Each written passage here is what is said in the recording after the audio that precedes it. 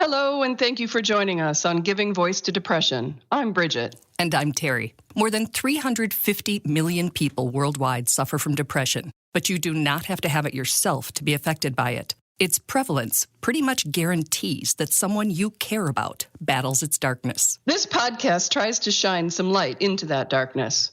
We're not experts, and we're not therapists. We're sisters and best friends who live with depression and who are committed to encouraging healthy, healing conversations about mental illness. Hi, Terry. Hello, Bridget. Welcome back. Yeah, after a great break of a month-long fundraising and community activities and really getting the message out there. Yes. Today, we're going to do our season 2 wrap-up, kind of some of the lessons and highlights from last season. Mm-hmm. And we start each episode by saying we're not experts. And I know that sounds like it's just a disclaimer, but I think for us, it's also a reminder, we're all in this together. We're all learning, and we learn from every single interview and every single story we hear, too. We're just the messengers. We're not the teachers. We're the messengers. Exactly. So as we wrap it up, let's share some of our favorite excerpts. You can start. Okay. Well, the first episode was actually you, Terry, and it was titled Ask a Different Question. Mm-hmm. And this was an article that was reprinted on The Mighty, and it has had a huge amount of likes and listens and been reprinted 3 times, I believe. You see, in addition to being prone to depression, I am an optimistic, easygoing, loving, funny, independent, resourceful, creative, intelligent woman with a big heart and easy laugh. That's how people know me. It's also a primary reason why I've gotten so little support through the dark times. I love that you pointed out, Terry, that having depression is a part of who you are, but only a part. That long list of all your other aspects is so true, and it's such a good reminder because when we're in the grips of a depression, it's hard to remember that you're more than that. So thank you for writing that. Absolutely. We're all more than that. So then, having read that very article, we move on to the second episode, which was Ripple Report 2 with Patrick. And he was a social worker who reached out to us to say that perspective changed the way he's talking to people at the crisis line where he works. And that's where these self-disclosure stories are so important. Instead of being mental illness, all of a sudden it's got a name to it, it's got a person to it, and that is what changes people's reactions to it, and that's what changes how we think about it. And ultimately it's got to result in better care systems, better access to mental health services, decreased stigma, and for more people to feel more comfortable to ask for help.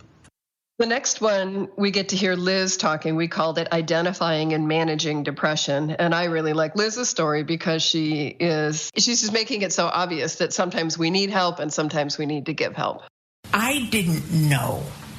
It took somebody else to see this. And somebody else identified it for me and said, I think you have depression. And at that point I was like, I think you're right. This feels different. I like Liz's word choice where she says that antidepressants can level the playing field. It doesn't take the problems or the issues away, but it makes you be in a position where you're more resourceful and able to relate to what's happening differently. I hope you can get to the point where you can understand that this is not a failure on your part. If you can trust me, because I've been through this, you will feel better. I just saw her yesterday. And she's been on the antidepressants, and it levels the playing field. She's not any different. She's just more of herself without having to carry an extensive amount of baggage. And then Dr. Patrick Corrigan in our Fighting Stigma episode. I like this one because we can say it's important to talk and to share your stories, and we've just heard some examples. But to have a really prestigious and credible researcher confirm that was really nice. Education really doesn't work, which is a big shock. That's not just a cranky old professor saying it. It's really based on meta-analyses and a lot of other studies. What really leads to changing is face-to-face human interactions between people who struggle with a condition and everybody else who, for lack of a better word, we'll call the public. Specifically, interactions which communicate recovery, not just illness or struggles. You like to talk about on the way down story, So that is the challenges the person had with serious mental illness. And on the way up stories, which is despite those challenges, people recover. They should have goals they can achieve. They should be hopeful. And that's what the combining leads to the best message. Next, we have Perfectly Hidden Depression by Dr. Margaret Rutherford. She defines what perfectly hidden depression means, and she points out that just because you can sometimes hide your depression doesn't mean that that's working for you. I've used the metaphor frequently, other than shoving it back in the closet as far as you possibly can get it and trying to forget it's there. It's still having an impact on you, whether you know it or not. And gradually, the loneliness, exhaustion of keeping up that way of being is going to seep into the rest of your life. And you simply won't have as healthy and productive and happy a life as you could. You won't feel connected to people. The next episode, Terry, you're sharing your personal story with us, and it's called Depression Lies. Depression convinces me, in my own voice nonetheless, that whatever is bad will only get worse, and whatever could be better is no longer an available option. It's my own brain forming these toxic thoughts, and with a lifelong backstage pass to all things me, it has deadly aim. And then the next episode was called Offering and Asking for Support. And in it, Ben gave us some really good advice on the timing of support. I think that if you know that somebody often has issues with depression and anxiety or both, that if you, in a time where things are going well for them, have some sort of discussion about, hey, I'm here for you whenever that stuff happens, or like if you ever want to talk, or if we can always do like a movie night with no questions asked or something like that. When someone's feeling good, I think that that's a lot more beneficial than coming in suddenly when someone's feeling depressed. And next we'll hear an excerpt from Duff the Psychic about self-help. I like to think of depression kind of as a parasite because it does all of the things to you that it needs to keep itself strong.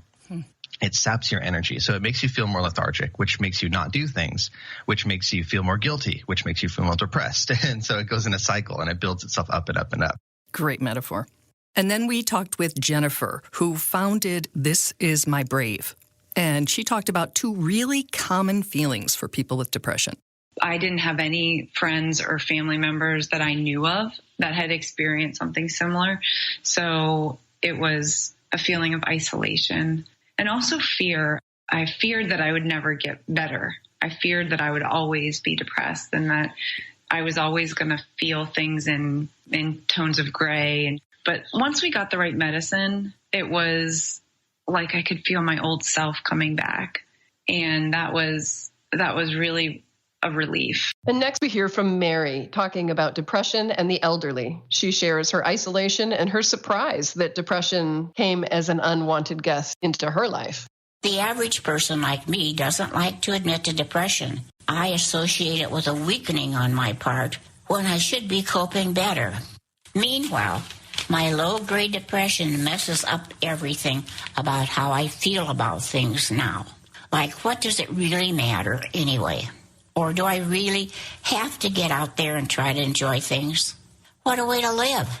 And then we talked with Dr. Tevet in the episode Research is Underway, and he really defined for us the difference between sad and depressed, as did two other experts in that episode if you haven't heard it. All of us can have ups and downs in life, and when you have a down period, you do feel down, but there are two major things. One is, even when you are feeling down, if there is some positive thing happening in your life or some positive event, you temporarily or even sometimes immediately get out of that funk and start sort of communicating like you were before. Mm-hmm.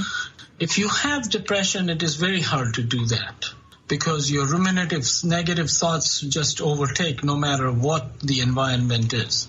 And the second thing is that when somebody has a depressive illness, depression syndrome, then that negative thoughts, negative feelings is like a cloud hanging over your head, taking over everything you think and feel and do. Mm-hmm. So that it is much more expansive, much more covering all areas of your life. Next, we hear part 1 of Suicide Prevention with Dr. Barbara Moser. She brings up the reality that depression and suicide should be treated like other illnesses. She gives us practical information that we all need to know, kind of like knowing the signs of a stroke or knowing how to do basic CPR. So the most important thing we can do is to physically be with somebody and to be a supportive, empathetic presence in that person's life, and to ask, are you thinking of suicide? Are you thinking of killing yourself? And that bluntly. Because if you ask, for instance, are you thinking of hurting yourself? Right. Somebody may just say, no, I'm not thinking of hurting myself. Well, they may not be thinking of hurting themselves. They may be thinking of killing themselves. In my experience and in the training I've had in suicide prevention, the best way to ask is just to be very direct and say, are you thinking of suicide? And then in part 2 of that same series, Suicide Prevention, Dr. Moser continues not only giving us specific language for that difficult conversation, but also a really good way to have some support when you are having it if you are not trained or confident enough to go it alone. Don't leave them alone. Don't leave them alone. It's a huge commitment, but you have to be there. That's part of being a human being, is to be there for someone in that situation.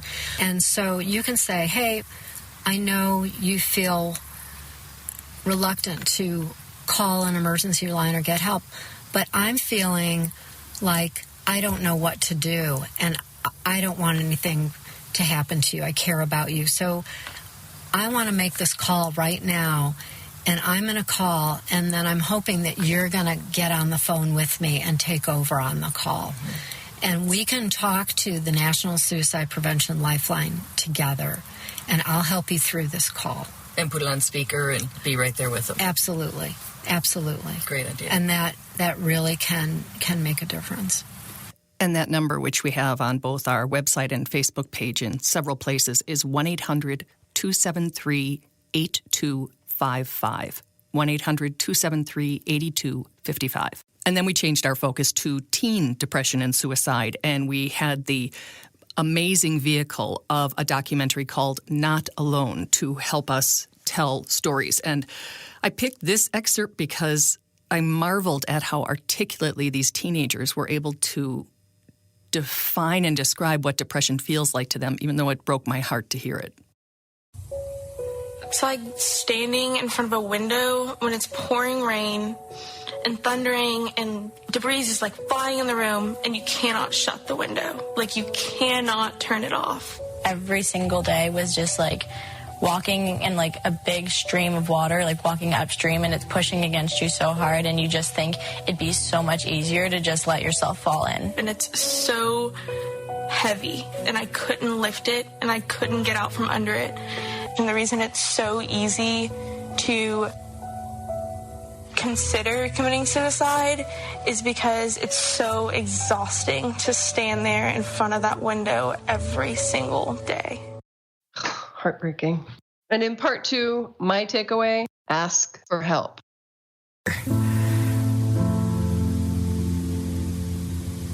I'd known for a while that I should really say something because I couldn't stop these feelings on my own. One night, me and my mom were walking our dog, and it was over the summer, and I just got up the courage to just say, I think I need some help.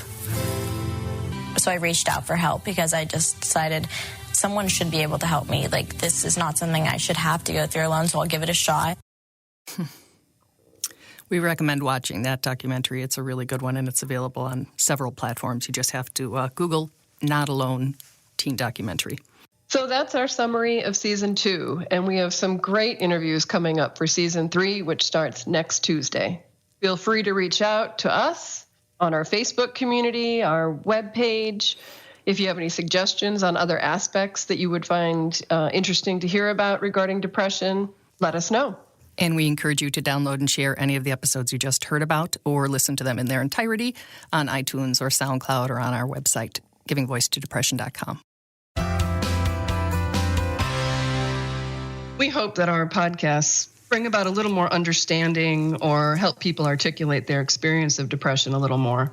And thanks to each and every person who's digging deep and finding the words and finding the courage to give voice to depression.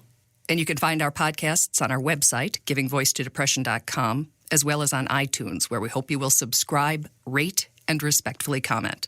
And please remember, if you're hurting, speak up. If someone else is hurting, listen up.